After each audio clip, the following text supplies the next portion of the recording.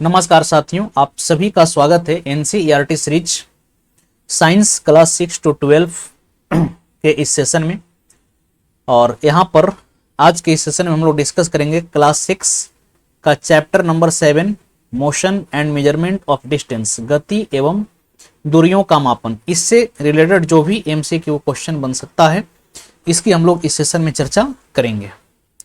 चलिए तो सेशन को हम लोग शुरू करते हैं और ये पहला क्वेश्चन आपके सामने रहा। इसका आंसर आप लोग बताएंगे। कौन सा आविष्कार यातायात प्रणाली में सबसे पहला व अहम आविष्कार माना जाता है? Which invention is considered to be the first and most important innovation in the transport system? क्या आग का आविष्कार, वाष्प इंजन का आविष्कार, वायुयान या पहिया? इसका सही उत्तर हो जाएगा पहिया, option number D. Next question है कि दूरी मापने का सही मापक कौन सा नहीं है? Which is not a correct measure for measuring distance?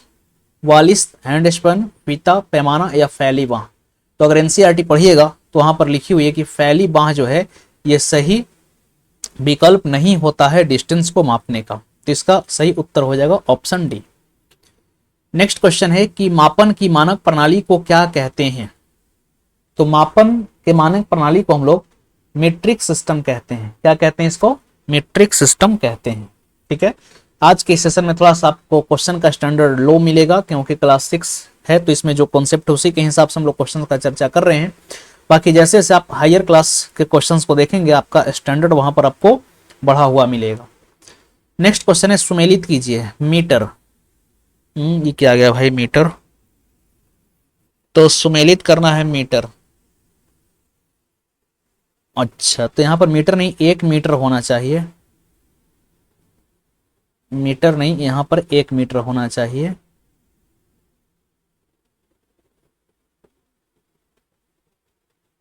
चलिए इसको थोड़ा सा करेक्ट कर देते हैं, इसको भी करेक्ट कर देते हैं।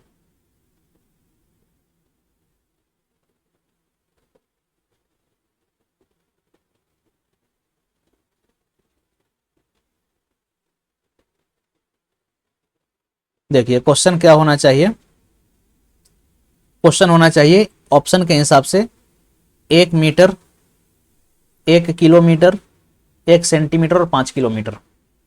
चलिए अब सही है, अब आप बता सकते हैं इसका आंसर। तो सवाल है 1 मीटर का मतलब कितना? 1 मीटर का मतलब 100 सेंटीमीटर। ठीक है, तो अच्छा इसको ऐसे कर देते हैं कि अच्छा ये 1, ये 2, ये 3 और ये हो गया 4। चलिए तो फर्स्ट का हो गया ए। सेकंड, 1 किलोमीटर का मतलब कितना? 1000 मीटर, तो सेकंड का बी सही है। 1 सेंटीमीटर का मतलब कितना? 10 मिलीमीटर, ये भी सही है। तो थर्ड का क्या हो जाएगा? थर्ड का सी। थर्ड का आपका हो जाएगा सी। और फोर्थ 5 किलोमीटर का मतलब 5, तो सीधा सीधा है 5 किलोमीटर का मतलब 5 मीटर। ठीक, यानी कि ए का फर्स्ट का ए, सेकंड का बी, थर्ड का सी, फोर्थ का डी। ये क्या आ गया भाई? फर्स्ट का ए, सेकंड का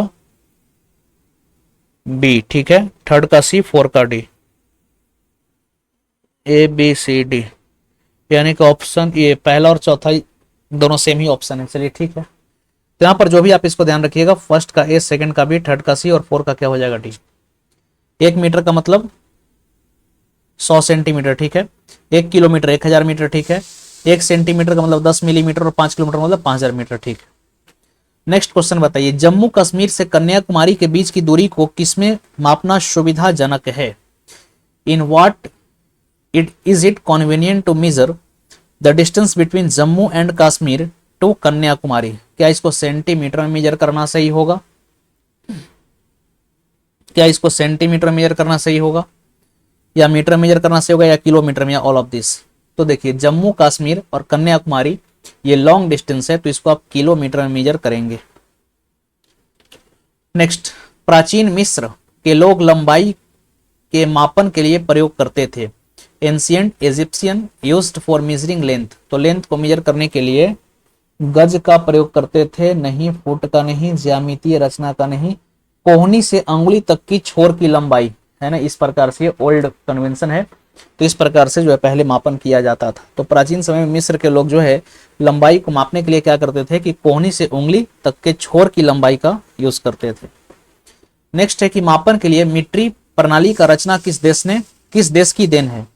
the creation of metric system for measurement is the contribution for country. तो याद रखिएगा मीट्रिक सिस्टम के कंट्रीब्यूशन में फ्रांस का योगदान है। किसका योगदान है?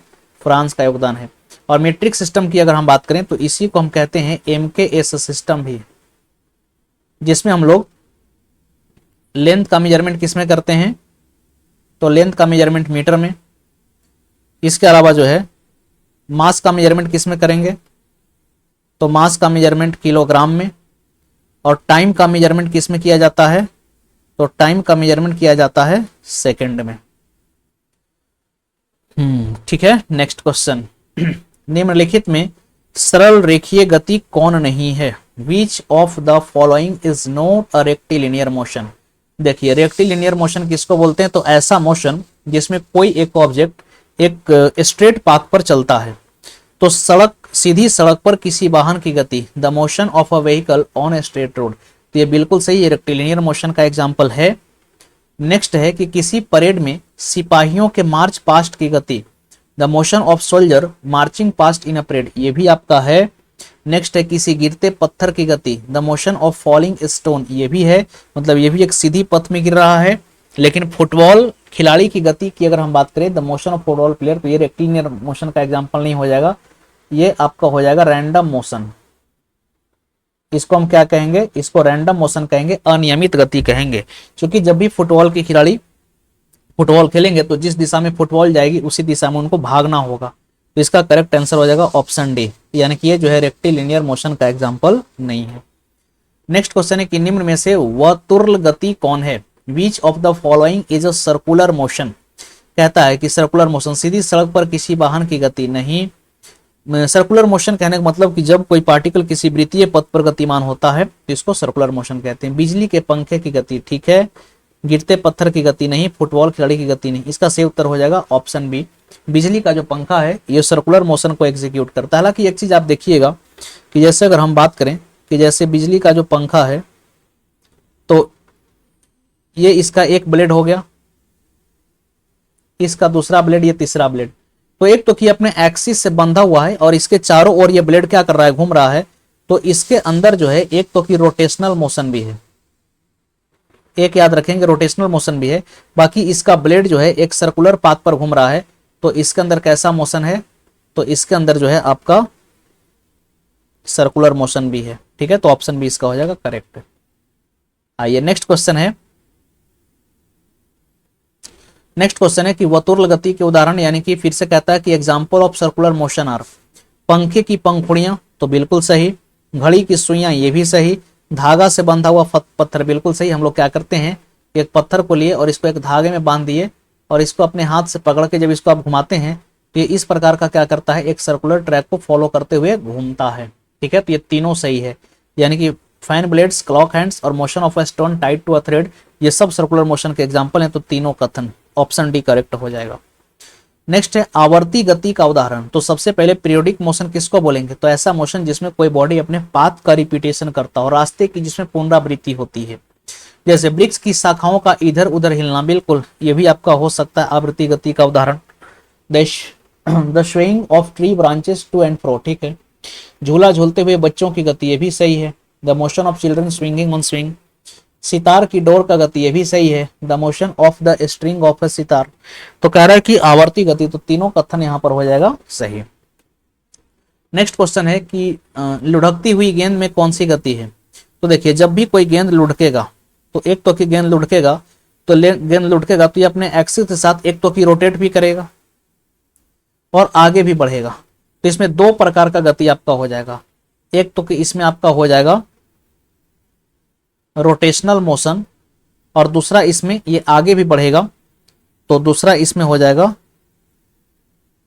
Rectilinear motion.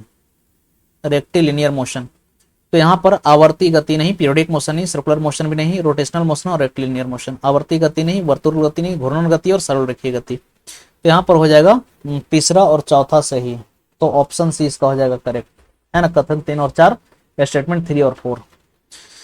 चलिए, तो ये आखिरी प्रश्न था। बाकी आप लोग चैनल को सब्सक्राइब कर लीजिए।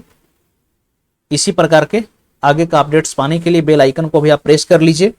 और आपको कंटेंट कैसा लग रहा है ये कमेंट बॉक्स में आप जरूर बताइए। और ये सीरीज को आप रेगुलर देखिए, ये सीरीज आपके लिए काफी लाभान्वित होगा। चलिए ठीक है, फिर हम लोग मिलते हैं अगले सीरीज में नए चैप्टर के MCQ क्वेश्चन के साथ। Thank you to all of.